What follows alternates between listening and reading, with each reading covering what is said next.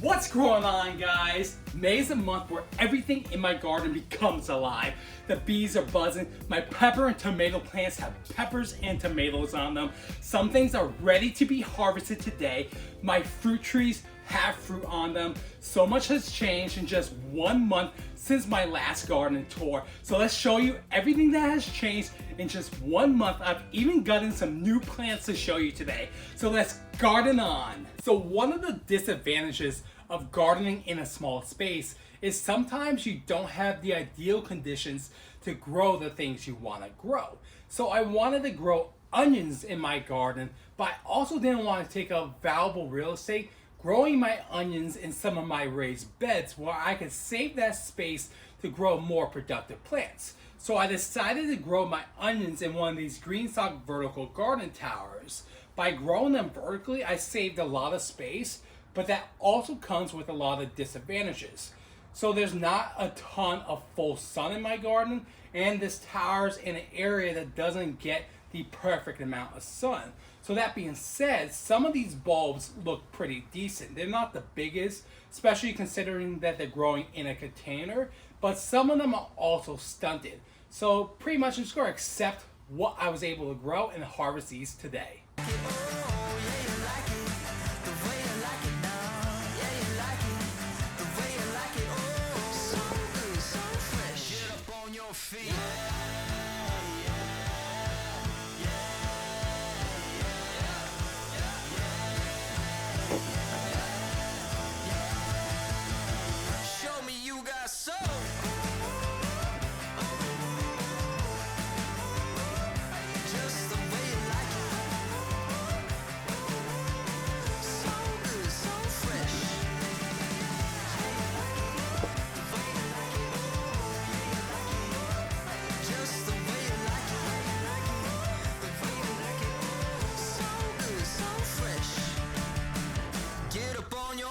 This is a shakedown. So I just want to remind you guys that sometimes you're not going to have a perfect harvest. And you know what? That's okay. I know a lot of times that gardening seems easy, especially when we see all these amazing next to perfect harvests from some of these other channels. But you know what the truth is?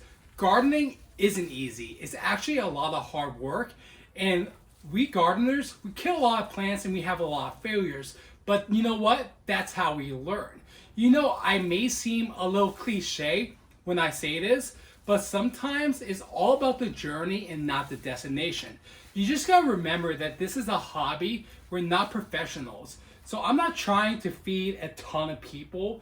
I'm just trying to enjoy my garden, enjoy my hobby, and maybe get some food out of it. So just remember, grow some food, enjoy the hobby. When things get too serious, it stops being fun. So I also have some potatoes growing here. They're probably almost ready to be harvested, but my dog keeps jumping in over here. So I don't know if I should just harvest them now or wait another couple of weeks. But normally you want to wait to harvest potatoes until all the green parts have died back.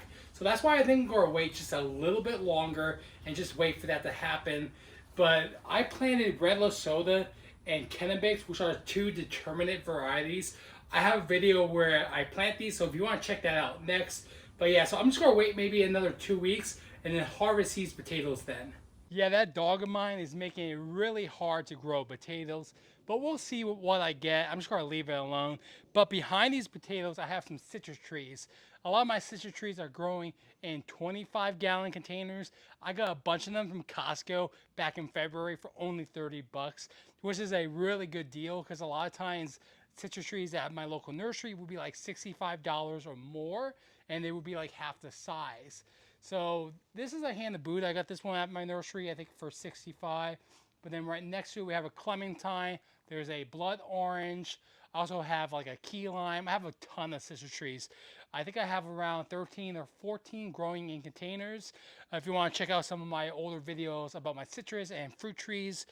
But yeah, so most of my citrus are growing in containers, so I can take them inside during any freezes into the garage so I can protect them.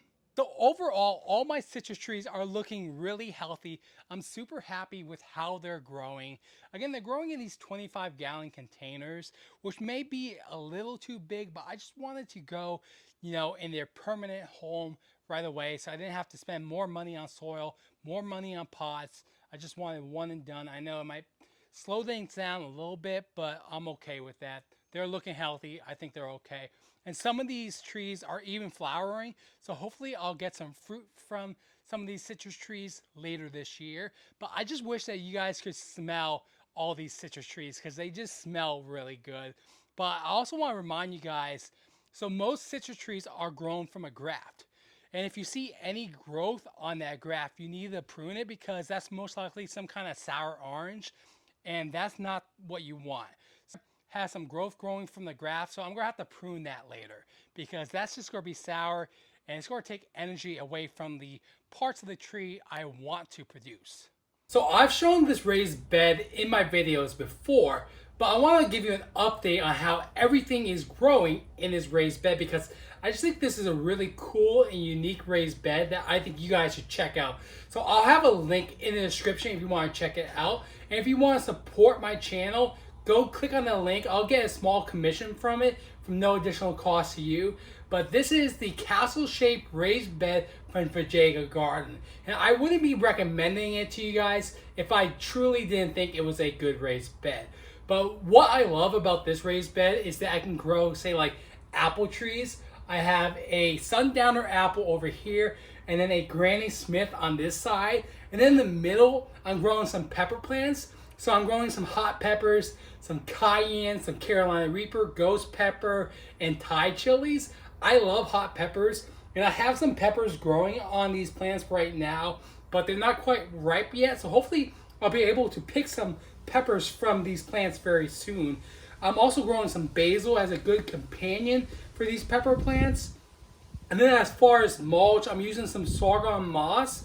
So this is not the same as, say, peat moss. It's much more sustainable because they can regrow these plants within 5 to 10 years if they grow and harvest them sustainably. So sorghum moss is basically a type of grain that is grown up in these peat bogs. But again, they're not the same as peat moss and they're much more sustainable. So the next thing I want to show you in this May garden tour is my brand new Japanese maple tree. So I've been holding off on getting one of these for a couple reasons. Number one, I live in Houston, Texas. That's zone 9B, and it's just way too hot for these trees. They don't like the heat. They grow best in zone 8 or lower. And they're also really expensive. So I didn't want to spend a lot of money on a tree that might die, especially even with this being a heat tolerant variety. I'm still going to have to baby this thing and protect it from super hot days. But that being said, I've seen a lot of posts on social media of people finding Japanese maple, say like at Kroger or Walmart. But those aren't good varieties because you want to make sure you get a heat tolerant variety if you're growing them in a hot zone like I am.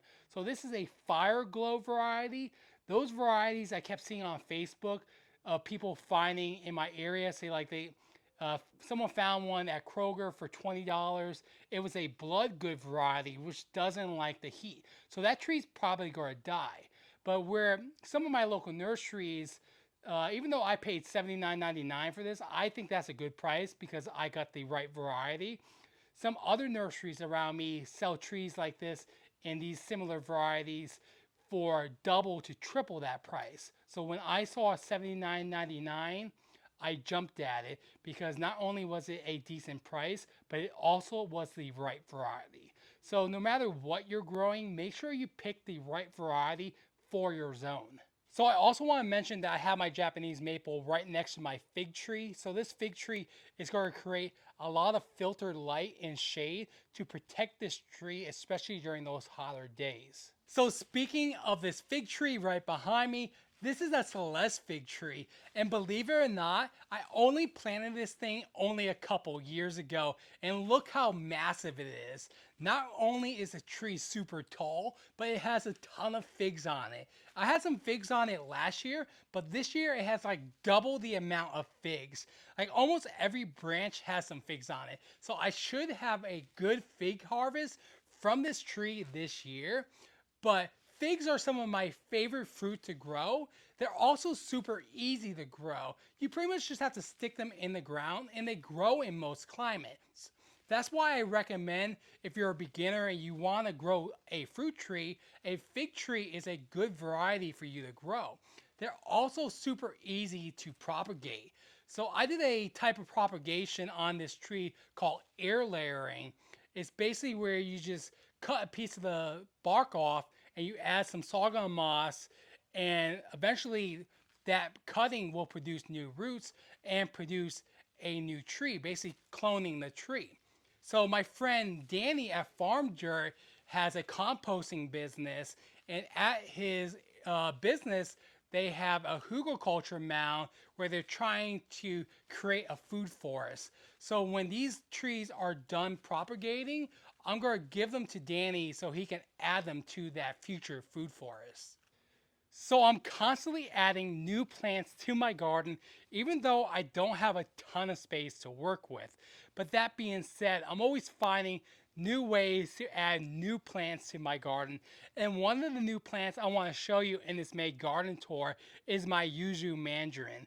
So I planted this mandarin directly into my raised bed because these are super cold tolerant. These mandarins can take temperatures down to 0 degrees. So even though it's a cold tolerant variety, I'm still going to protect this if we get anything below freezing with some mulch and a frost blanket, especially if we're expecting snow or freezing rain. I don't want to take any chances, especially since I can't move it since it's essentially in the ground. Well, like I said in the intro, I'm growing a ton of tomatoes, and I see one that's ready to be harvested. So this may not seem ripe, but this is at a stage called the breaker stage.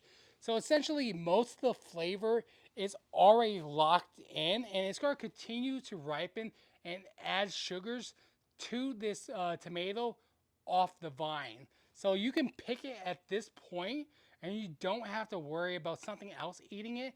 So I'm going to put it by the windowsill in the house, and it's going to continue to develop sugars and get sweeter as it continues to turn red.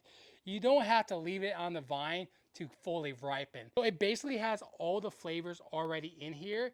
If you eat this now, it won't be as sweet, but it'll actually get sweeter as it ripens on the windowsill.